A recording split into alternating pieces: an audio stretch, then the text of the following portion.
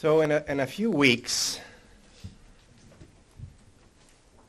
our congregation is going to ask itself a very compelling question. Are we going to stay on this campus or go someplace else? And the answer to those questions actually come in a few different variations, but it's a big question. It's bound to elicit some emotion, perhaps even some anxiety. It's an important question, and it's a fair question. I'm sure that we will make the right decision with the democratic process, but as we go through that process, we really need to be ever more self-aware. Aware of your own anxiety, of your emotionality, of your reactivity, of your disposition, your prejudice, your open mind. We need to be self-aware as we consider these questions.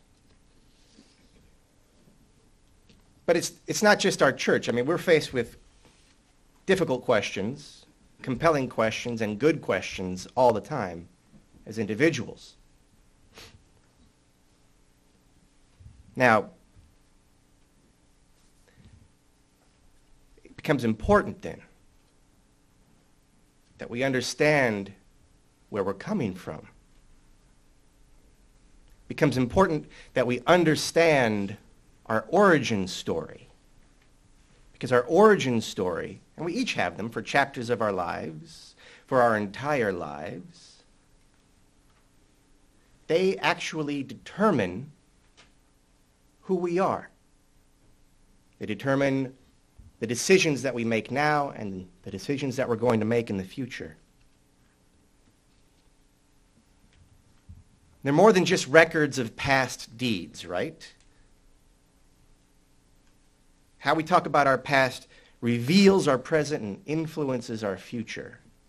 So there is not just a historical record, but there is meaning and there is emphasis in the historical record from which we can take meaning. And so we must ask ourselves, as individuals and as a church and as a religious tradition, what are we saying about us? What are we saying about where we came from? How we began? So first I want to talk about the importance of origin stories in general. So an origin story marks a beginning. And that's true, but that's not the most important thing that an origin story does. An origin story is more importantly a reminder and a touchstone of identity, which is conceived of by the origin story as a theme or a mission or both. So remember Peter Parker and Spider-Man. The theme of his origin story was, with great power comes great responsibility. The mission of his origin story becomes fighting crime. So there is a theme and a mission, and if he ever gets confused, if he ever loses his way, he can say, what am I doing in a stranglehold by Doc Octopus?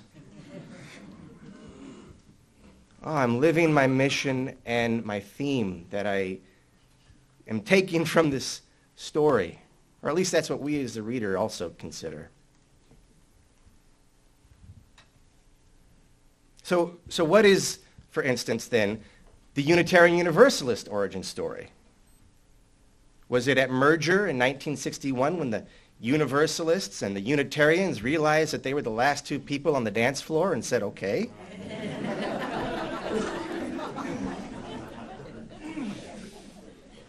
Or a little further back, I mean, because Unitarianism and Universalism are, I was going to say, a uniquely American experience, but because we have people from Ottawa with us today, I might amend that to say a uniquely North American experience. They existed in other places first, but when they got here, they changed and took on a new vitality. And there are real origin story, mythic type origin stories involved with that. The Universalists, one of the most prominent early Universalists was a fellow named John Murray. He was in debtor's prison, and his family had died, and he was from England, and so he decided to pick up and come to America. Great idea, but this guy had terrible luck. And it wasn't done. His ship ran aground off the coast of New Jersey. So he rose into the coast, and he's taking a walk someplace in New Jersey, and this farmer comes up to him, and his name is Thomas Potter, and he says, they got to talking, and it turns out that John is a Universalist, and Tom is a Universalist, and Thomas, the farmer, said, John Murray, I had a vision that I was to build a church, and that a preacher would arrive to be the minister for that church, and you are that preacher. And in fact, he became that preacher. And that was one of the earliest Universalist congregations in America. Unitarianism has a little bit more diffuse origin story, but we could name a couple of instances. Let's say there was a bookstore in Boston. It was run by a woman named Elizabeth Peabody. She ordered books, theological books and historical books from all over the world, and this became the focus and location, ground zero for transcendentalism in America, which really dominated Unitarianism and shaped Unitarianism, and in fact shaped the entire culture of our nation for many, many years. In this bookstore, Emerson frequented it, Parker frequented it. All of our illustrious ancestors of that era walked through that bookstore and took part in it. So maybe that was the origin story. Or we could go further back. There is, in the 3rd century, a fellow named Origen, who was the first prominent Universalist. Universalist meaning he believed in the universal salvation. Everybody goes to heaven. And then in the 4th century, there was a fellow named Arius. And he was more or less the first prominent Unitarian who said that Jesus was a man and not God, and that God was a single entity rather than a three-parter. And so we could say maybe that's where Unitarian Universalism origin story was. And that's embedded in Christianity, so let's talk about Christianity's origin story. Is that the life of Jesus? Or is it the work of the disciples? Or is it the work of Paul? A lot of people attribute Christianity to be more or less a construction of Paul. Was it the work of the gospel writers? Was the origin story of Christianity, in fact, the Council of Nicaea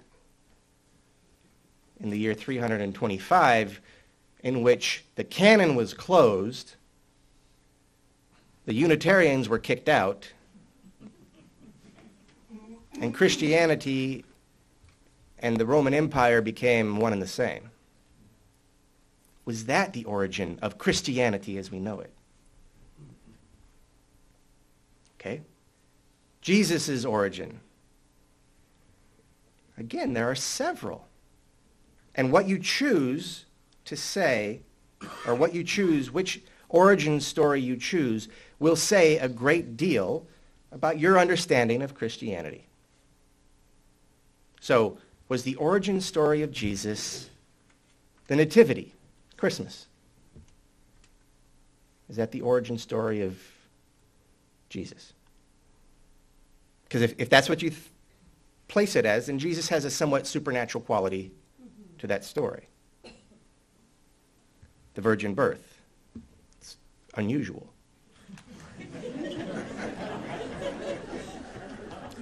Or is the birth or the origin of Jesus in John the Baptist's recognition of him as a incredibly special being? You could have a wide range of interpretations from that incident, which I think takes place in all the Gospels. think. Or we can go to the Gospel of John, which says, in the beginning was the Word, and the Word became flesh. So this takes Jesus, in one way, to the pre-existing condition of the universe. He originated in the beginning. Or, on the other hand, you could also read it. I don't even know if this is correct, but I enjoy reading it this way. The Word became flesh. I see that as the story came first and then was fulfilled by action, by a person or perhaps people, or perhaps the institution. The story came first.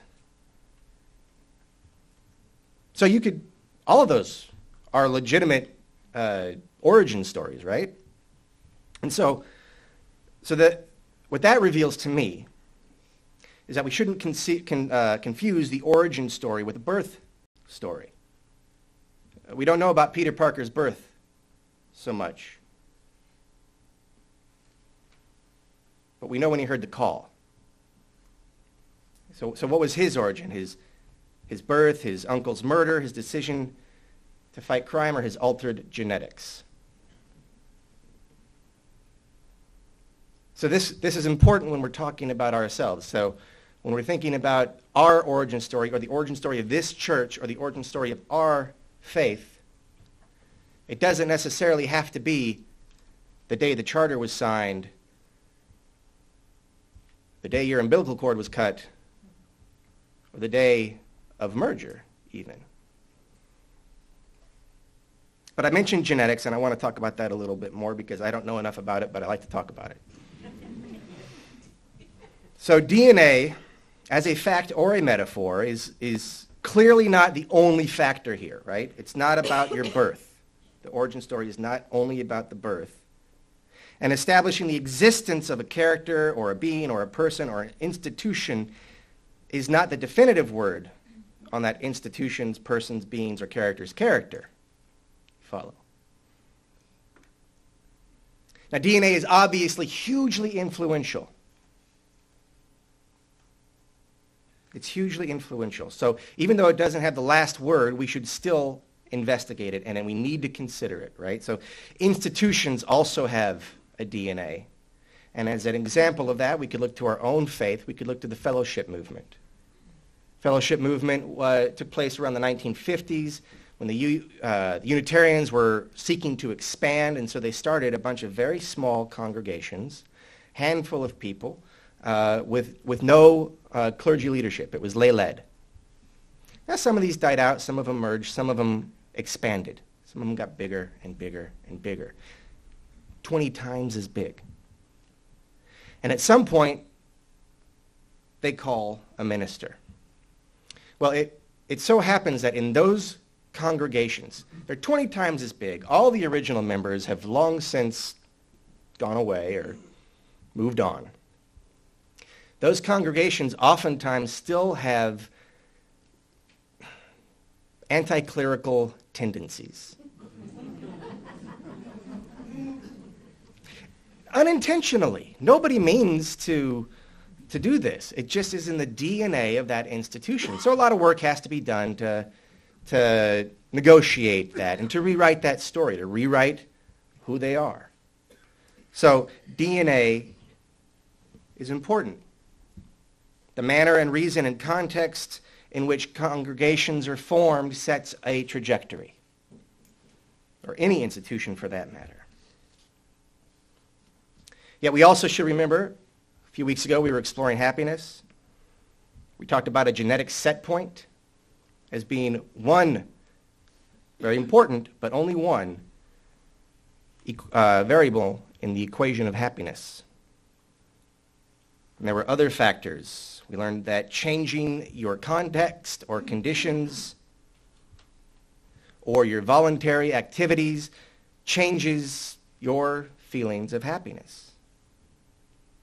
So the stories that we tell explain and justify and give context to the voluntary activities we pursue and the conditions in which we find ourselves. Stories are the negotiation between our consciousness and our unconsciousness, between our intention and our action. And the action typically goes first. And then we tell a story to explain why we did it. Right? But that story is important because it begins the integration.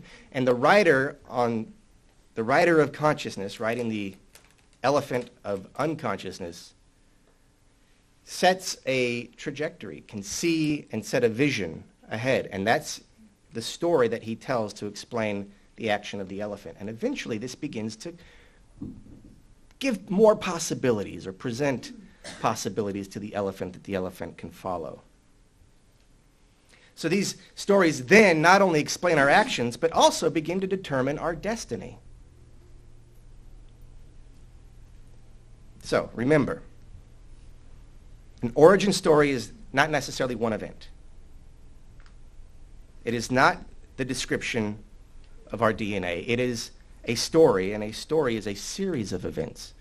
There was the boy, the spider, the science fair, the crime, the death of the uncle, and the resolution. It's a series of events that establishes an identity, which is a theme and a mission.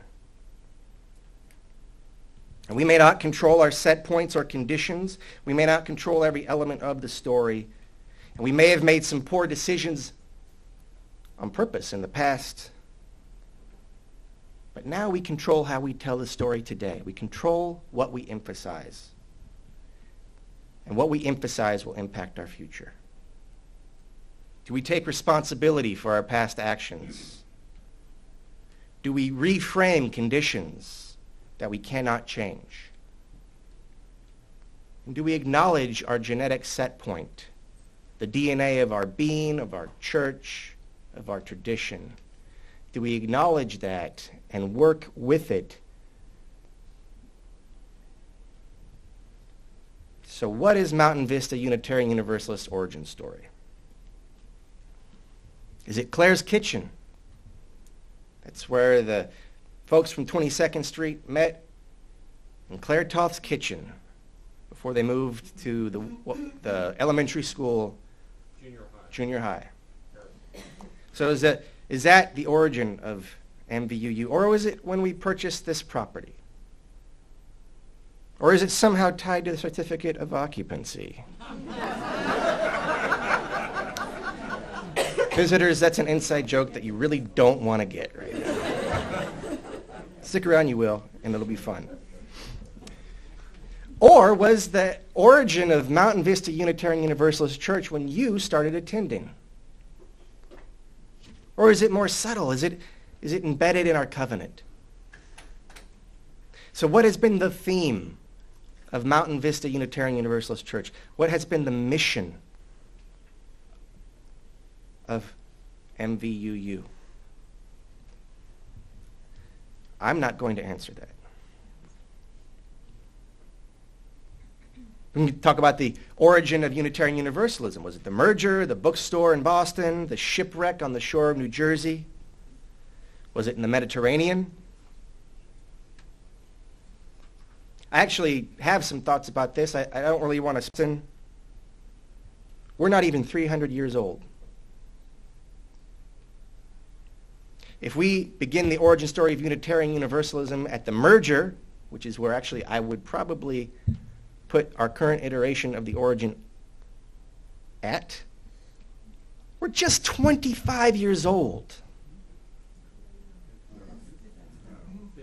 50.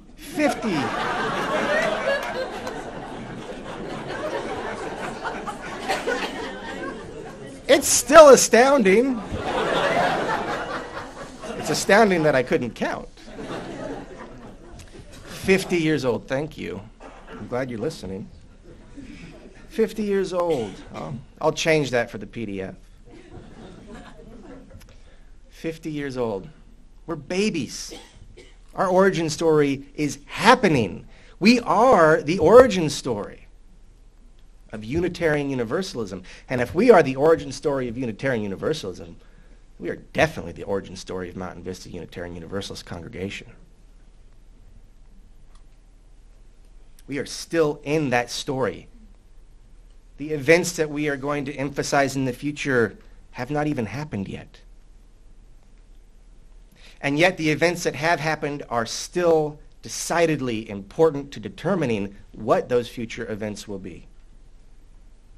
So listen to how you talk about yourself and about Mountain Vista and about Unitarian Universalism. And understand that how you tell those stories is going to shape your future. If it's not the future that you want to see, if that future is not living up to the ideals that you yearn for, then it's incumbent upon you to find new ways to tell that story. To find new emphases and new perspectives that enliven the ideals that you cherish. And this will reshape your relationship with the subject of the story. Whether it is yourself or your family or your church or your religious tradition, this new way of telling a story will reshape your relationship, and so it will reshape you. It will affect your behavior.